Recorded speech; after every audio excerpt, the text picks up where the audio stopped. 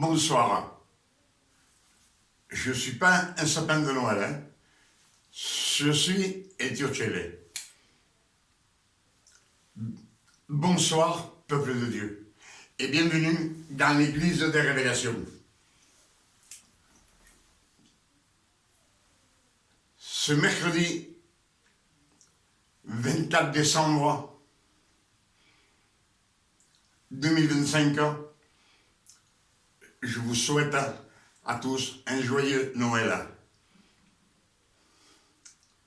Des bonnes fêtes. Que le Père éternel vous donne tout en abondance, comme nous le dit dans les Saintes Écritures. Comme je vous le dis souvent, il faut méditer les Écritures pour recevoir ce don de grâce que l'on ne mérite pas. Cette faveur que le Père éternel nous donne par le sang précieux du Christ. Amen.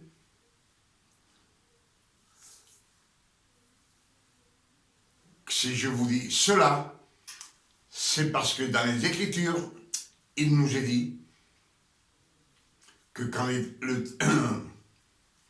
Galates 4, verset 4 nous dit que quand les temps furent accomplis, le Père éternel envoya le Christ, né d'une femme, né sous la loi, afin qu'il accomplisse toute la loi de Moïse, les 613 commandements, et qu'il rachète tous ceux qui sont sous la loi, rien que les Juifs, les Scribes, les Sadduciens et les Lévites. Ces 4 nations qui ont des doctrines différentes l'une de l'autre. Amen.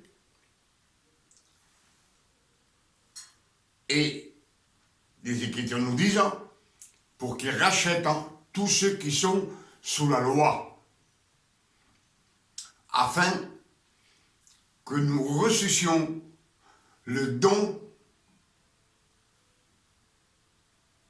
de fils, d'être adopté comme fils.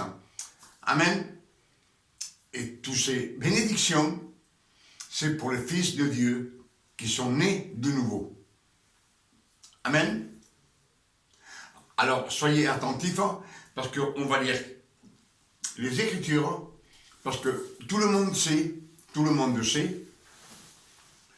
que le Christ est mort sur la croix. Le Père éternel a pris Emmanuel, le Christ.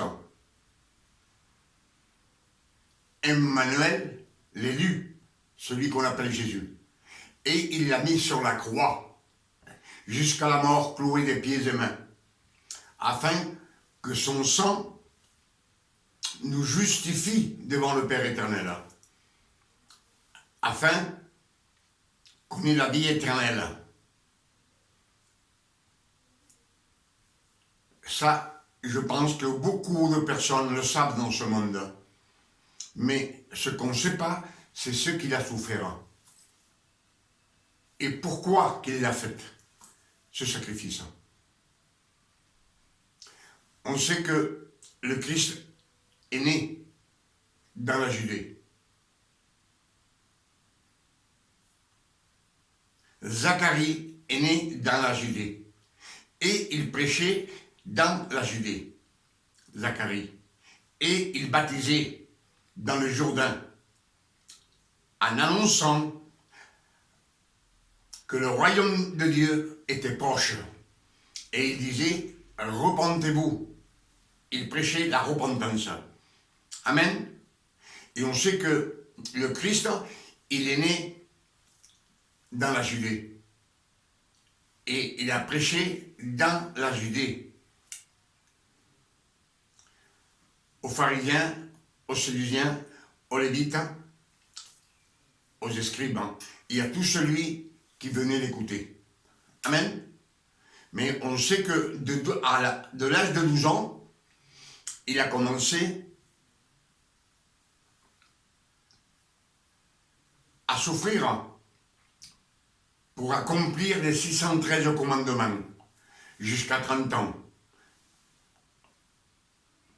On sait qu'il a dû travailler pour se nourrir.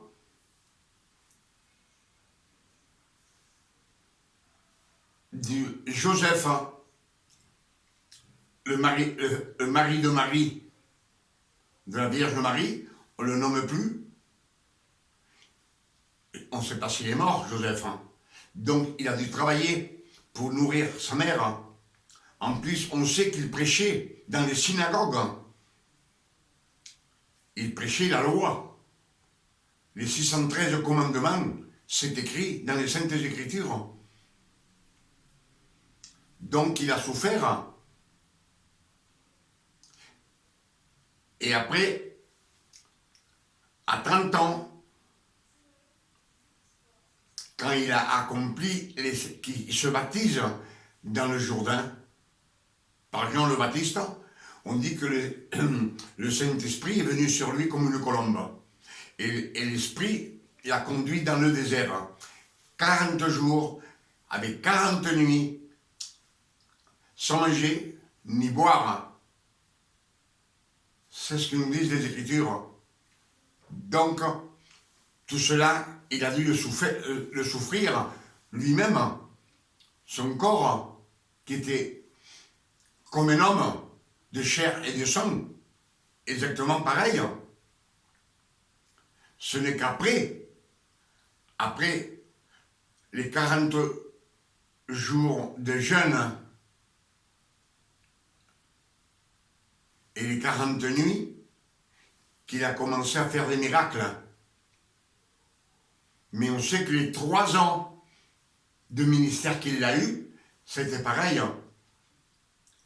Dans les 3 années de ministère, il a dû dormir dehors. On le sait, qu'il dormait avec ses disciples dans le mont des Oliviers. Quand il prêchait, les pharisiens, ils voulaient le tuer, ils voulaient le lapider, il devait partir en Coran. On le traitait de démon. Ce sont les Écritures qui nous le disent. Et toutes ces souffrances, 33 ans de souffrance sur la terre. Et tout cela pourquoi? Eh bien, les Écritures nous disent, soyez attentifs s'il vous plaît, afin de recevoir ce qu'on va méditer.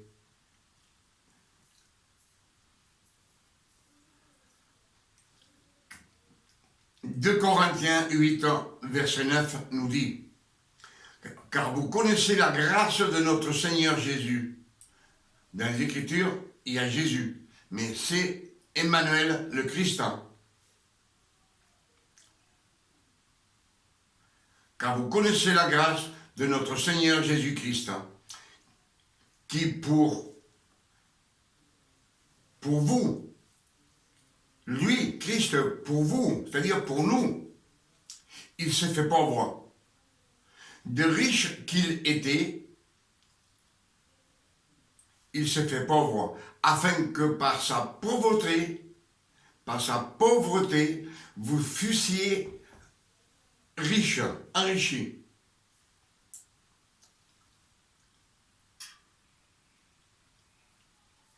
Amen. Il nous dit que le Christ était riche et il s'est fait pauvre pour nous, afin que nous devenions riches et que nous manquions de rien. Amen. C'est ce que nous disent les Écritures.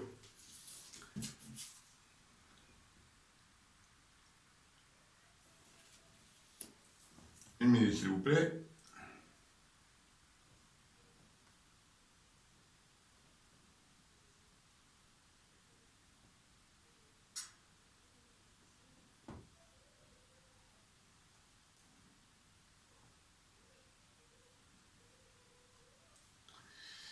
Hum. 53.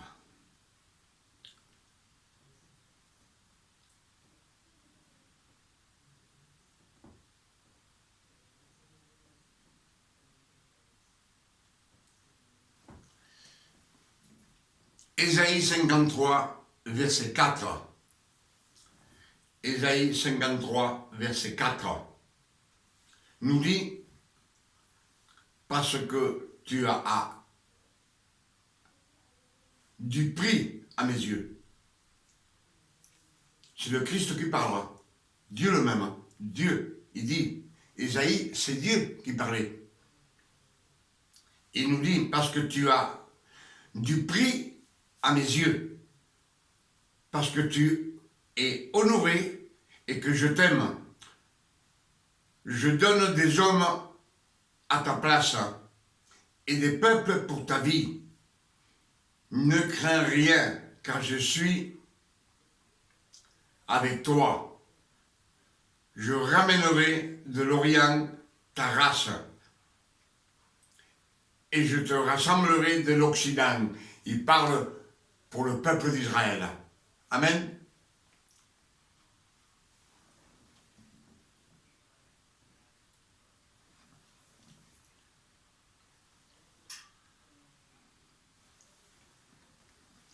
Amen. C'est toujours pour le peuple d'Israël.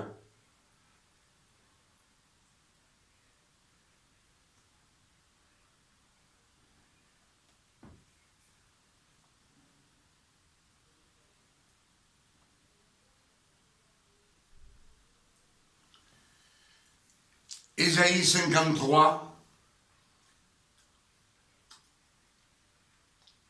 verset 4. Cependant, ce sont nos souffrances qu'il a portées. Ésaïe, il parle du Christ, d'Emmanuel le Christ, l'élu. Ésaïe 53, verset 4. Il nous dit, cependant, ce sont nos souffrances qu'il a portées. C'est de nos douleurs qu'il s'est chargé.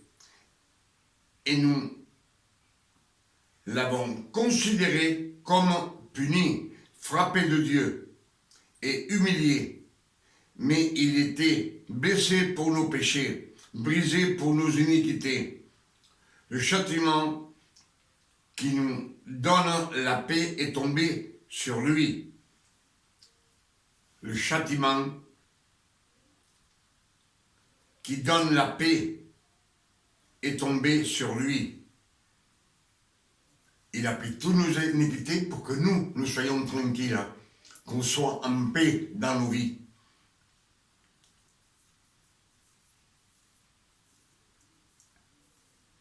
Et c'est de ces meurtrissures que nous sommes guéris. Nous étions tous errants comme des brebis, chacun suivait sa propre voie. Et l'Éternel a fait retomber sur lui, sur le Christ, l'iniquité de nous tous. Il a été maltraité, opprimé, il n'a point ouvert la bouche.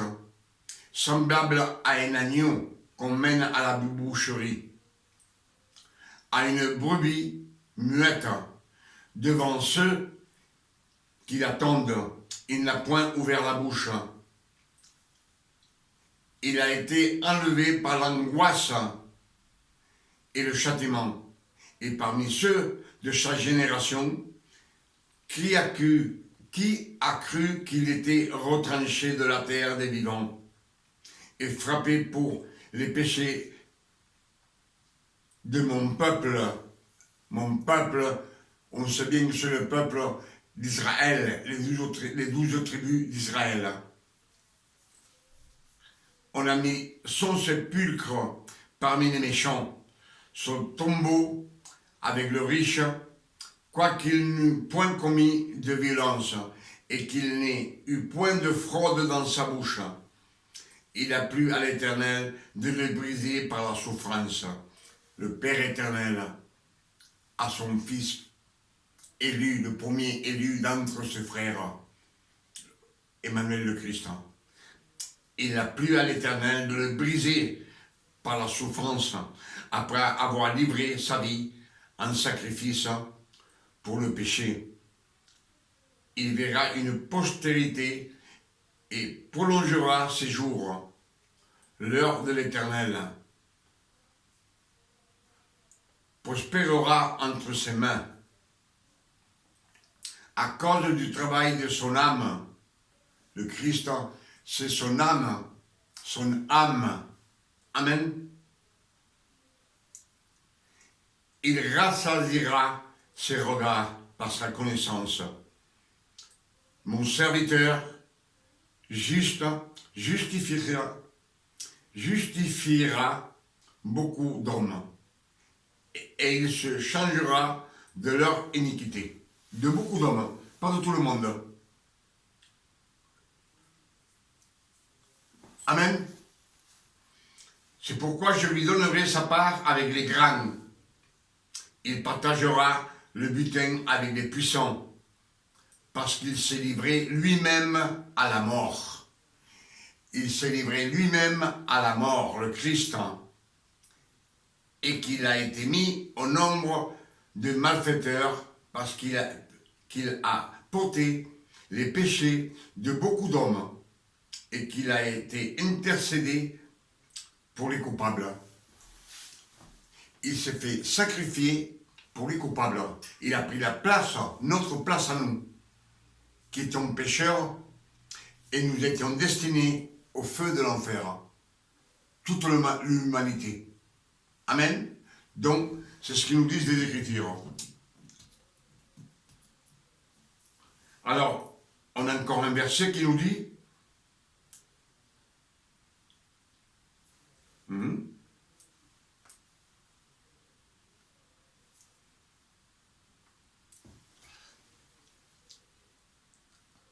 Proverbe 3, verset 2.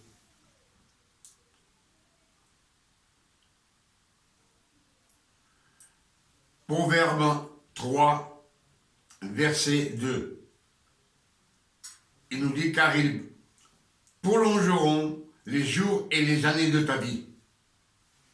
Ils augmenteront les jours et les années de notre vie, des fils de Dieu. Amen. C'est pour tous ceux qui sont nés de nouveau et qui ont été adoptés comme fils. C'est ce que nous disent les Écritures. Car ils prolongeront les jours et les années de ta vie, et ils augmenteront ta paix. Il augmentera la paix sur ce fils. La paix, c'est sur la terre qu'on doit avoir la paix, les fils de Dieu. Que la bonté et la fidélité ne t'abandonnent pas. Lis-les à ton cou, écrit sur les tables de ton cœur. Tu acquerras ainsi de la grâce et une raison saine aux yeux de Dieu et des hommes. Confie-toi en l'Éternel de tout ton cœur. Je ne t'appuie pas sur ta sagesse.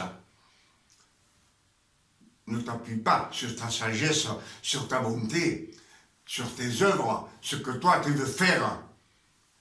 Amen. C'est ce que j'ai prêché l'autre jour.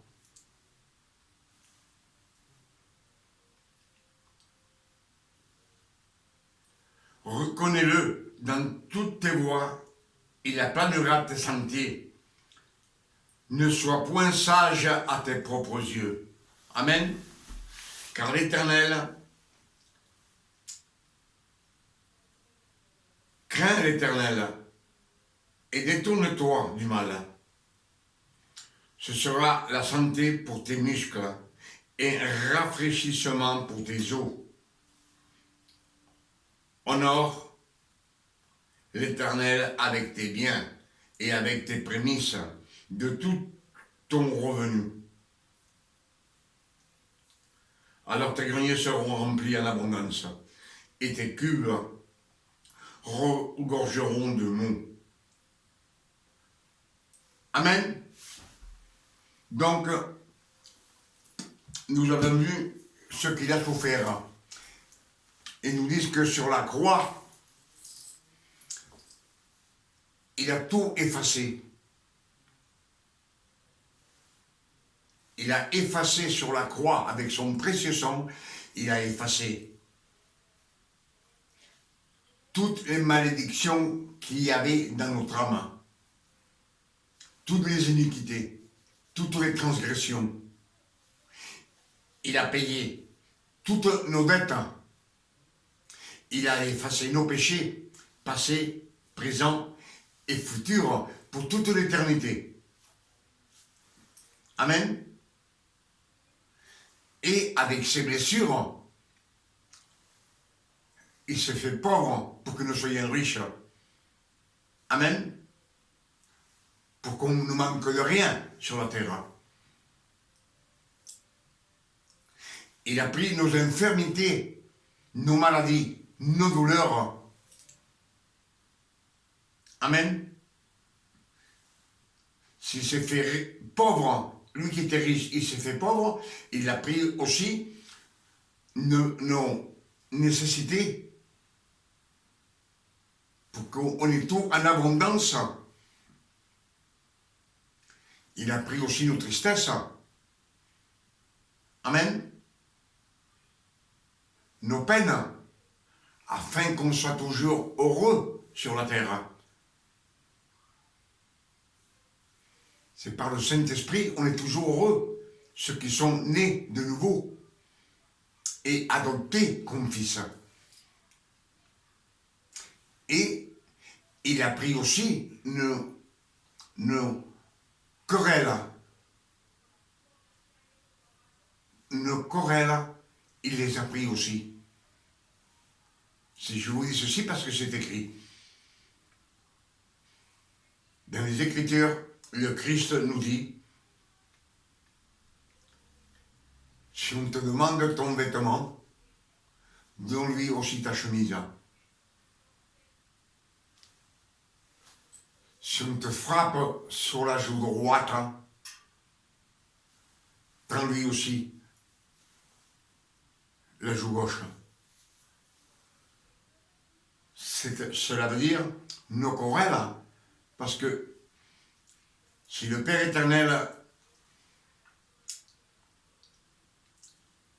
un homme, une femme, une personne humaine, il est né de nouveau,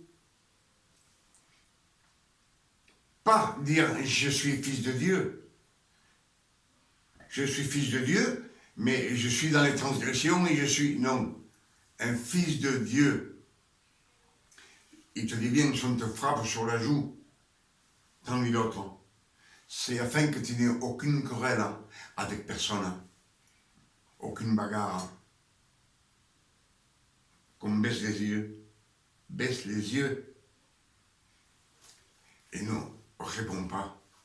Nous dit qu'il a été à la croix comme un agneau qu'on amène à l'abattoir. Sa bouche n'a pas dit un mot. Amen. C'est le Christ.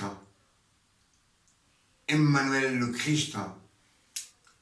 Amen. Et quand on est né de nouveau, on était adopté comme fils, on est frère en Christ. Ce que je vous dis à chaque fois, frère en Christ.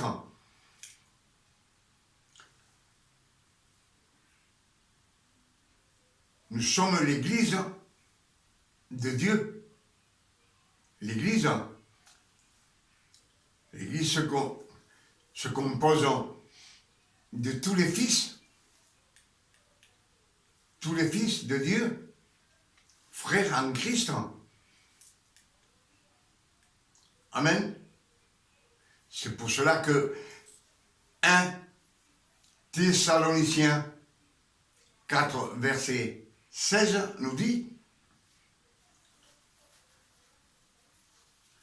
que le Père lui-même nous enverra un signe et à la voix d'un archange et au son de la trompette de Dieu, il descendra. C'est le Père éternel qui descendra.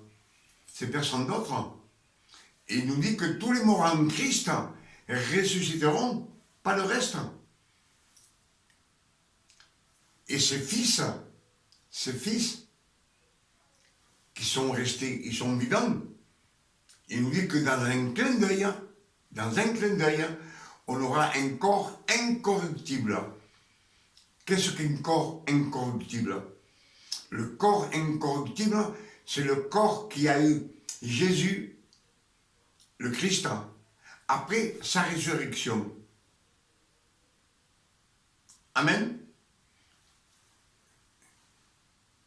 Ce corps imagé, il était incorruptible. Le corps du Christ était incorruptible. Il mangeait, il buvait.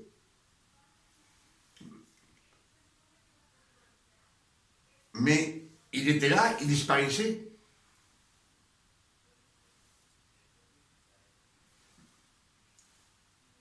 Et il nous dit que nous, les fils qui resteront, dans un clin d'œil, nous aurons un corps incorruptible. Nous n'aurons pas les pouvoirs que le Christ avait. Parce que les pouvoirs du Christ ont été donnés pour qu'il nous sauve et qu'il nous rachète à nous, comme fils. C'est le pouvoir du Père éternel qu'il a mis dans ce corps d'homme. Le fils de Marie, celui qu'on appelle Jésus, Emmanuel, le Christ. Comme je vous dis toujours, quand moi-même je dis Emmanuel le Christ, je suis en train de parler en hébreu. C'est de l'hébreu. On devrait dire, quand on parle en latin, on devrait dire Emmanuel, l'élu.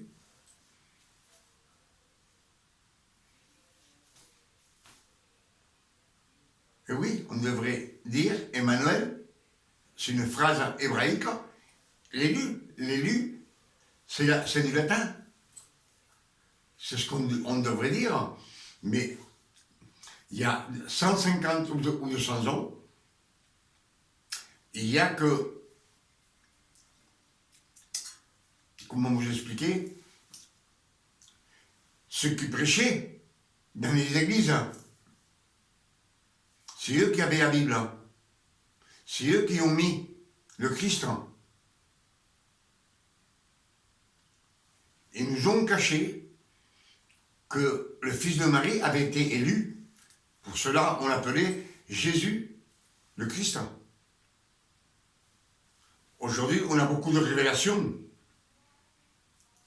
sur l'hébreu. Mais anciennement, personne ne le savait, à part ceux qui ont traduit la Bible, qui ont pris les 12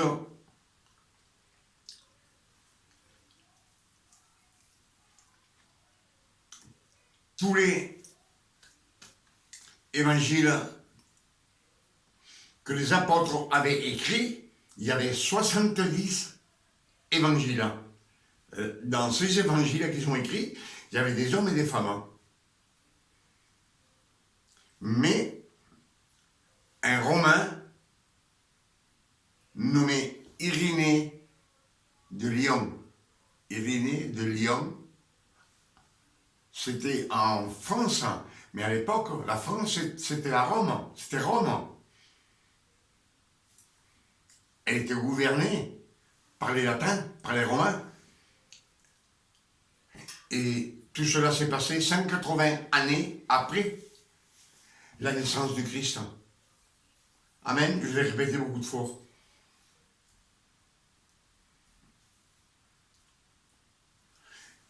Mais, comme je vous dis, toutes ces souffrances que le Christ en lui-même, avec son corps de chair et de sang, il les a souffert. Tout ce que je viens de vous dire, c'est pas moi qui vous le dis, c'est le Christ. C'est pour cela qu'il s'est fait pauvre pour que nous devenions riches. Il nous a donné la vie éternelle afin qu'on puisse vivre éternellement, parce toute la création était destinée à la mort éternelle, au feu de l'enfer. C'est pour cela que lui, il a effacé toutes les ordonnances, il les a effacées.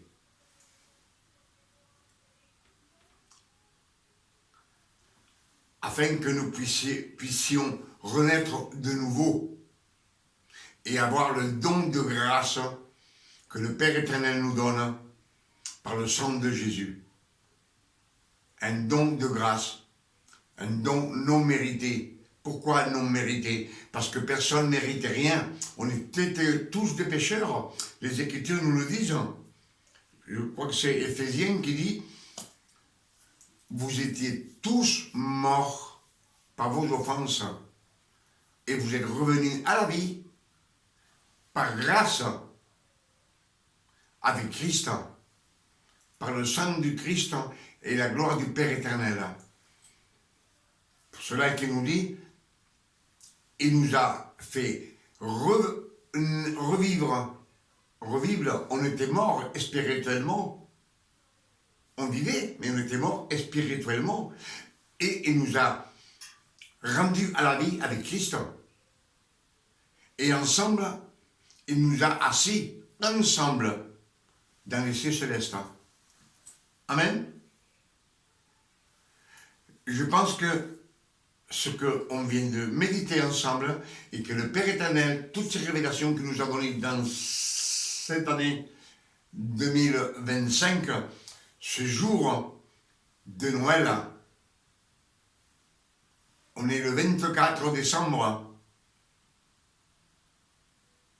On nous dit toujours que le Christ est né le 25 décembre. C'est encore une erreur. Le Christ, dans les Écritures, il nous le dit clairement qu'il est né à la Pâque, au mois d'avril.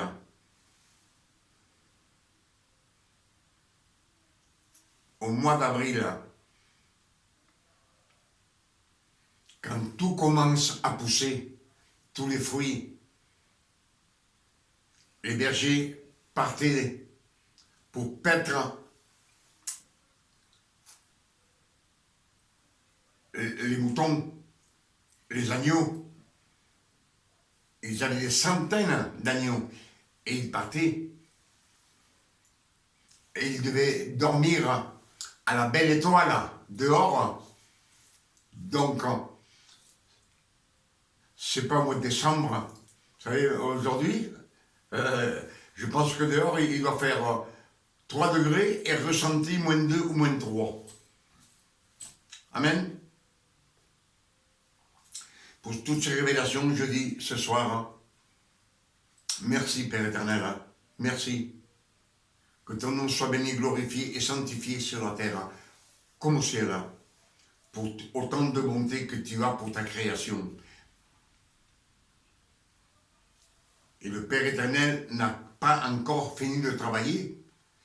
Il est encore en train de chercher des personnes qui puissent, lui, les apporter au Christ, afin que Christ nous donne la vie éternelle. C'est le Christ qui nous donne la vie éternelle. Nul ne peut venir à moi, dit le Christ, si ce n'est le Père qui t'envoie. Et personne ne peut aller au Père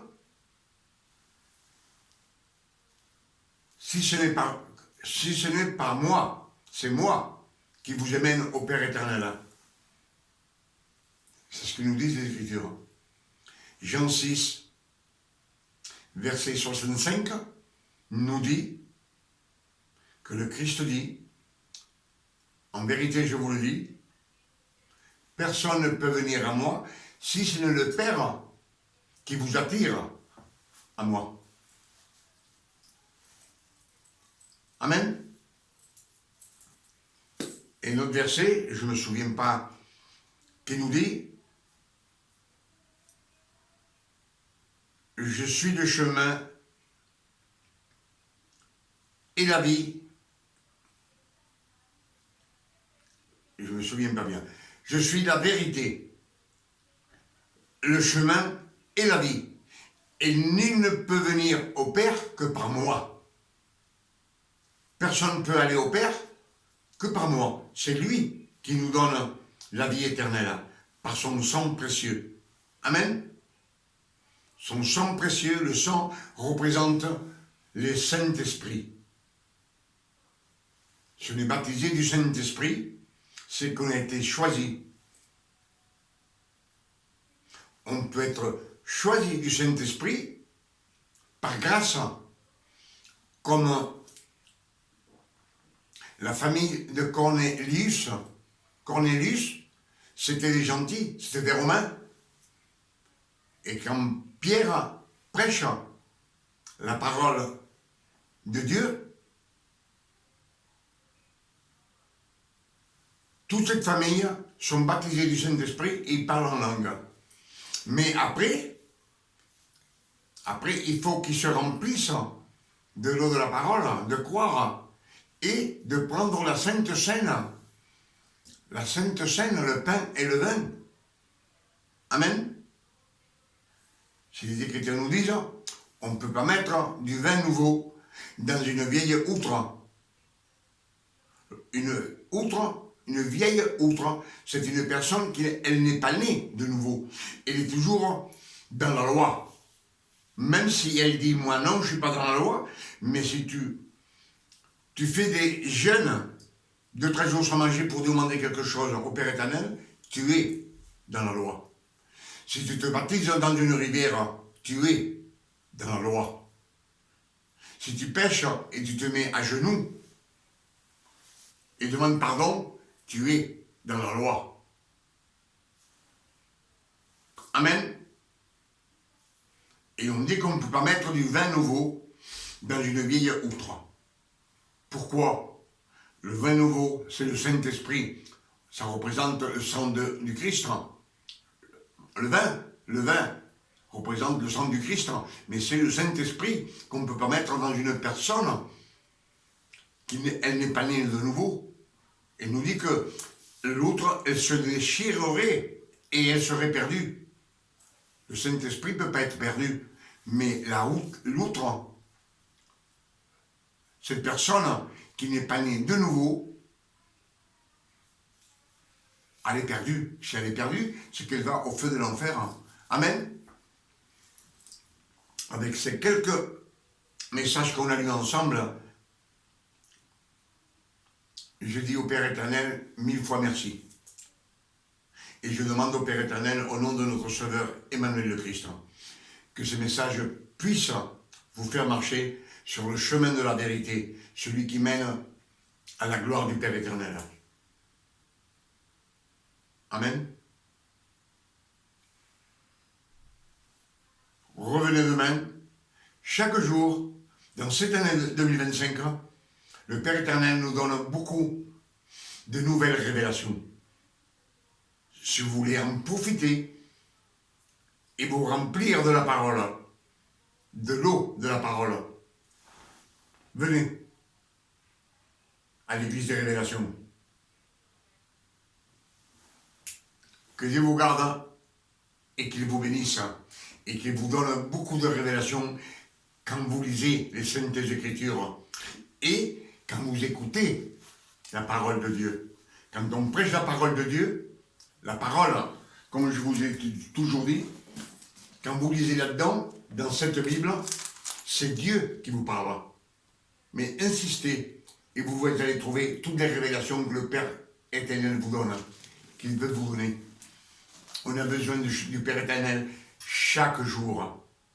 Chaque jour, chaque nouveau jour, on a besoin de lui. Tous les matins, il nous faut notre nourriture spirituelle, que c'est la parole. Chaque jour. Et lui, il nous gâte, parce qu'en plus, il nous donne notre nourriture pour manger, afin que ne manque de rien. Que Dieu vous garde et vous bénisse. Amen.